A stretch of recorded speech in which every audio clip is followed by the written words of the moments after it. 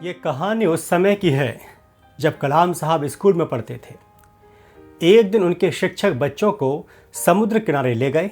वहां उन्होंने उड़ते हुए पक्षियों को दिखाया और पूछा, बताओ ये पक्षी आसमान में कैसे उड़ते हैं। कई बच्चों ने जवाब दिए, लेकिन छोटे कलाम के मन में सवाल पैदा हो गया। वह घंटों उन पक्षियों को देखते रहे, उनकी उड़ान, उनके पंख, हवा को चीरने का तरीका। उस दिन उनके मन में एक सपना जन्मा, मुझे भी उड़ान के विज्ञान को समझना है। यह वही पल था जिसने एक साधारण बच्चे को भविष्य का महान वैज्ञानिक बना दिया। लेकिन कहानी यहीं खत्म नहीं होती।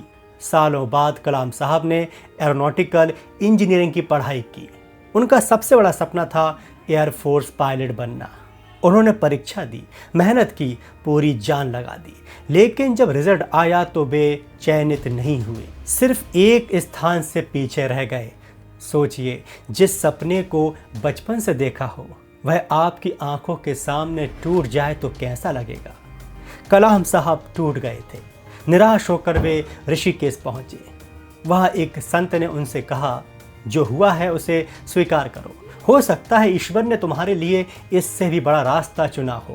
ये शब्द उनके जीवन का टर्निंग पॉइंट बन गए। उन्होंने हार को अंत नहीं माना, उन्होंने दिशा बदली, मंजिल नहीं।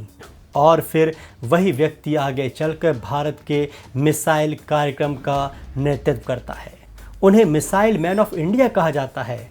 वे भारत के राष्ट्रपति बनते हैं और करोड़ों युवाओं की प्रेरणा बन जाते हैं। दोस्तों, कलाम साहब की ज़िंदगी हमें एक बात सिखाती है, हर असफलता आपको रोकने नहीं बल्कि सही दिशा दिखाने आती है। कभी कभी जो सपना टूटता है वही आपको उस मंजिल तक पहुंचाता है जिसकी आपने कल्पना भी नहीं की होती।